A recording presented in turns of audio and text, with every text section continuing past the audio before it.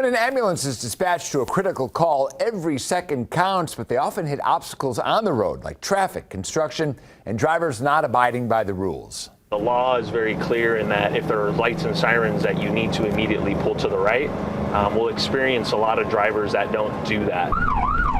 Only on Fox 5, Shauna Kalafi rode along with Community Ambulance and shows us the alarming amount of drivers who don't pull over for lights and sirens. Here we go.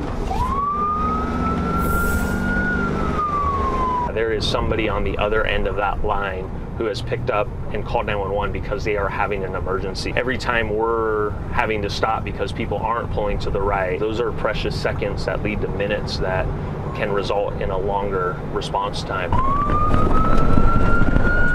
Sirens blaring behind you as an ambulance maneuvers through traffic.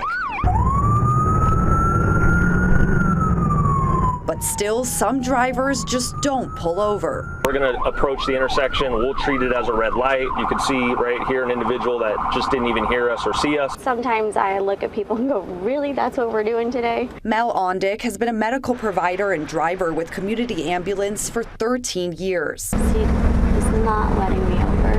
An already challenging job made more difficult by drivers like this doing everything else but pulling to the right. The trucks move over faster, like the tractor trailers. They move faster over and get off to the side. Regular cars will just try and beat us and not move. So it can be frustrating. The worst part is when you're driving code and someone just stops, like dead stop in front of you. She says only about half of Las Vegas drivers do the right thing when an ambulance approaches with lights and sirens.